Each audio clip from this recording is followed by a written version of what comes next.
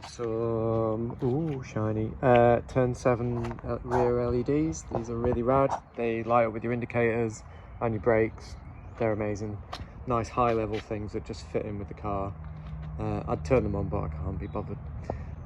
We've got a little Lapbelt Bungs, little carbon fibre-y looking things that aren't carbon fibre, but they look it and they're nice. Lifeline mirror mounts. These things are great. These have been on my car for, what is it now, a year and a half. They've done, I think it's like 8,000 miles. These have been hit by some stuff, but you know, whatever. These are real titanium bolts. They're about £1 each. These are titanium coated steel bolts. They're about 10p each. You know, yeah, you can tell. These are titanium as well. These are proper things. They're nice. We've got right.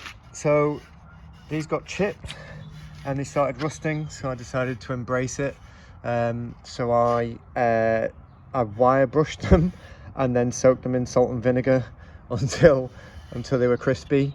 And I think they look rad. They don't like leave residue on your fingers. Oh, I coated them in a Watrol, I think it was, or I coated them in something that stops it from rusting any further, but they're rusty. These are 10 or what are they? I think they're like 20 quid. They might be 25 quid. They're really good. They're not like amazing, but they're really good. They've got indicators built in, which, so no indicators. And I've got the guy from the Caterham clubs lowered brackets. They are cool. They work perfectly. You just buy them, they stick them on and you never go back. I love the fact that they're quite low profile. They don't stick up too much. I was worried that it had ruined the look of the car, but it really doesn't. I have wheel speed sensors.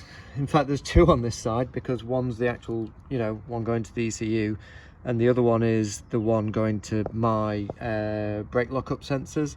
So they're proximity sensors, so they pick up the bolt, the same as the Caterham one, except these were £2 off AliExpress instead of whatever the Caterham ones are.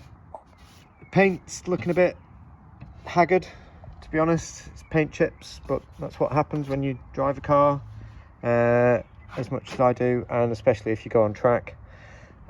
This is in theory Lugano teal, which John Aston spec'd. I don't know if it actually is though. We tried to repaint it recently and it didn't work out right. I don't know if it's been repainted since John had it. It must have been, because when I got it, it was pretty much mint, and now it's looking like it's been driven. You know, all the GRP is looking like this. It's got cracks in it all over, and it's fine. Like I mean, it doesn't really bother me. I wouldn't mind a carbon nose, but then it's a slippery slope. Before you know, if you do a carbon nose, then it's carbon wings, and you've spent £4,000 and you've got a black car, which I'd love a black Caterham, but I actually like staying alive, and I think these like orangey red bits make a bit of a difference, to make it a bit more visible. I tend to drive with the lights on anyway, but still. Also, it's, you know, the BRM look. It's pretty unique. No one else has a car like this. Thanks, John. And there's my stupid little aero things that move around. I made them just because I felt like it and stuck them on, and I just like them. They're fun. They do need sticking in place though, really. But that's fine.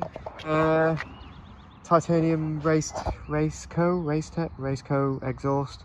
It looks great. It's a bit of a mess at the moment, but it's been on the M6 for hours and I can't be bothered cleaning it. It's not quiet enough. It's still too loud. There's a cat in there. Yeah. Right, so these are my indicators on my steering wheel. I wish I could sell these, but I can't, because if something goes wrong and you blame me for someone hitting you because your indicators don't work and I lose my house, it's just not worth it. But they're pretty rad. This is right indicator, left indicator, So when you're driving, you just, you know, indicate, and you indicate, you go around the corner, and there's an accelerometer behind the dash which can tell when you straighten up, and when you straighten off, it turns the indicators off. It all piggybacks into the back of the normal Caterham one, so if anything goes wrong, you've still got the Caterham one, but I just can't really sell it. This is windscreen wipe, so you click it and it wipes the windscreen, and if you hold it down, it does intermittent for double the amount of time you hold it down. So you hold it down for 2 seconds, it does 4 seconds, which is just, it's just so cool. It just works. Then there's my pedals down here, the big go pedal. It means heel and towing is just, it's almost like being in a normal car. You can twist your foot and kick it, or you can just slide your foot and get it. Like, I do them in different widths so it'll fit your car. This is an S3, so obviously it's tight, but I found that I just couldn't reach the throttle because the throttle pedal was this tiny bit of metal and absolutely useless, whereas this turns it into this giant chunk of plastic. These ones have only been on my car for a year, but the one before that I think was 2 years. I think it was like 10,000 miles I put on it or something. They're really neat, they're really neat. And I do them various thicknesses, big fat ones for people in the sausage version of the chassis, or like 5 to 10 mil for the S3. I got stupid G-force thing. This is pretty funny. It shows G-force that the car is pulling up to 1.3 G, which is pretty optimistic without slicks, but I'm wet sumped, so I can't really go over that.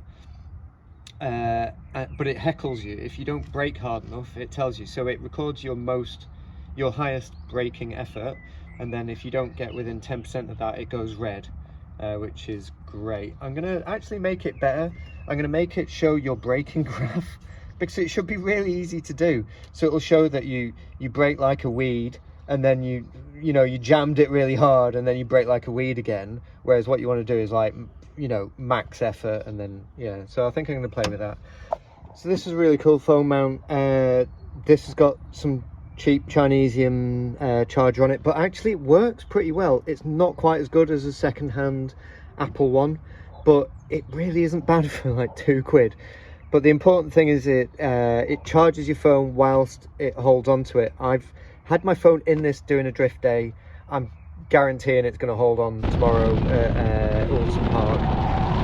It just kind of, you know, magnetically holds on, and then that's it. It's charged. The car is running. It's really neat, and you can just point it right at your face, and it's just plastic, and you know, it's held on with VHB. I'm going to make it a little bit deeper and make the arms come back a bit further, because it wobbles a bit. But to be honest, my scuttle isn't held on at all. I don't have the poppets in, I don't have bolts in. I need to sort that out. It's probably just the scuttle shaking. In fact, I almost guarantee it. This is what's it called? Racebox, and it is a high-speed GPS, so it tracks you on a racetrack.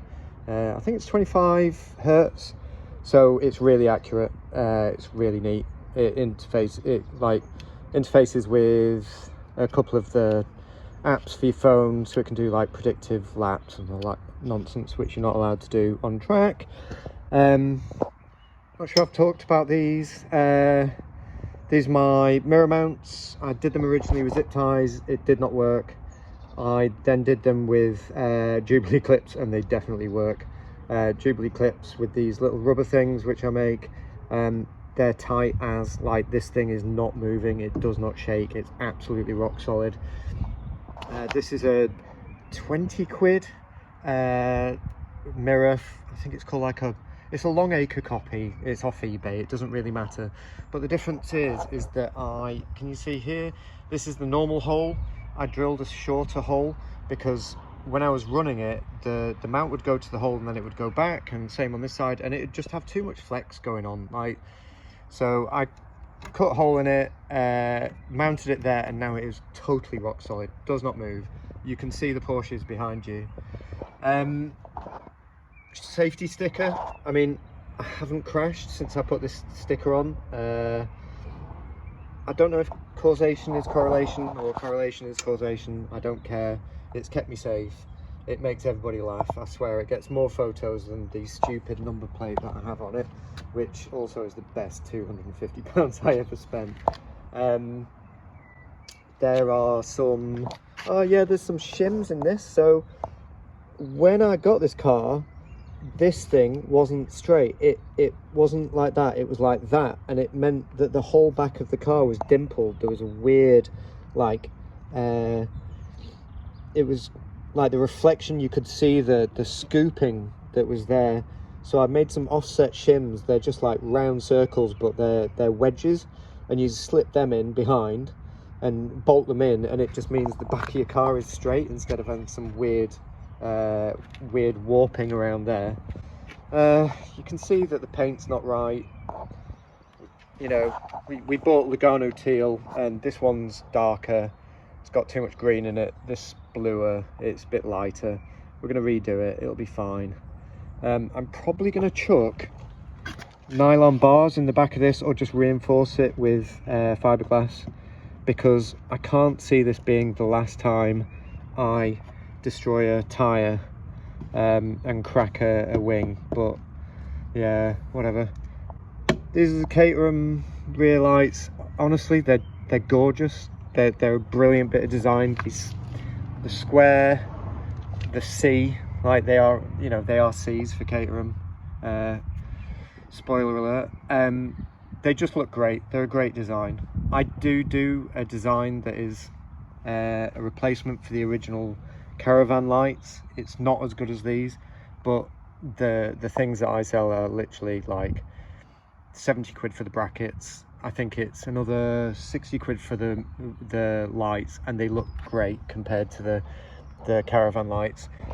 You can see when this car was repainted at some point just before I bought it, I think they didn't bother to take these off, they just masked them. So you can see maybe that's the original colour, and maybe that, yeah, I don't know. Anyway, it needs redoing, but I just don't care that much. Like, this car is not the end. It really is just the means to an end. It is the most fun I can possibly have.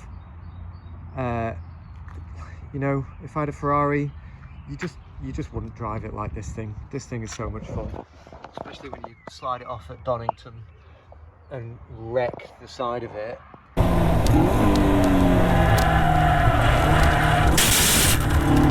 It's just full of dimples, and yeah, it's getting repainted. Oh, look at them. They're really nice. Custom caps. I can do these caps. They've been in for maybe a year now. I can do them in loads of different colours, and they look like that carbon fibre effect. And they're inside these bronze coloured things. I think you can get these without the centres, and I can just do you the centres. Yeah, whatever. And then tyres, Toyo R888Rs. I mean, you know, they're cheap, they're great, they work. I don't know if they're about to run out. I don't know if we're all going to be on Kumhos or whatever it is next year, but you know, these are fine. The rears are from a race team. I got them for 30 quid each. They had about 60-70% left. Oh, and here's my Darth Schraders. They're push fit, because I hate the fact you have to screw these stupid things on. So they just push fit like that. And they look like Darth Vader's helmet. The boot is full of stuff for tomorrow, Oulton Park tomorrow. I cannot wait. Except it's going to absolutely boot it down. I mean, look at this weather. It's absolutely beautiful, but this time in 12 hours it's going to be soaking wet. I think that's it. I think that's everything I've done to this car. I mean, lots of people just think it's a disgusting mess of stupid printed plastic parts, but everything is just something that annoyed me about the car that I figured I could improve, and I have. You know, indicators that work, phone mounts that work, wing mirrors that work and don't just bounce off the windscreen every time you open the doors, hinges that stop the doors opening too much so that it doesn't bounce off it, and realign your stupid spar mirrors which they either grip or they wobble about, whereas these Lifelines are so much better. Like if you need to tighten them up, you just stick a spanner on it and tighten it up, and there's a grub screw there, which, all right, this one's rusted to pieces because it's been on there for 2 years, and now I do them with stainless steel bolts. If you want stainless steel bolts, I can do that for you. You can get your own titanium bolts. It's just stuff I've improved. The only thing left to improve is I'm trying to make steering arms that are shorter, because the lock on this car isn't great, and it's just because the narrow track car, if you turn too much, it bounces into the side of the thing. But with the wide track car, you have so much more room. So I reckon with shorter arms, I can get loads more lock, and then when I'm taking it drifting, there's gonna be even more sideways than it currently is. Right, that is all of my awesome car with a beer sat on top of it. I'm sure some of you are so disgusted by the fact that there's a beer sat on top of it, but I just don't care what you think. I don't care that there's paint missing. I mean, I do, but I don't care enough to fix it. This car is so much fun. It's a means to an end. And yeah, if you're wondering why I'm so weird, you just have to look at my dad's car, which is covered in just like, what is that wing? but that's my dad. It's fine. Anyway, there you go. I don't get to film my car outside because I live in London, and you don't leave something outside like this if you want it to still be there. So there you go.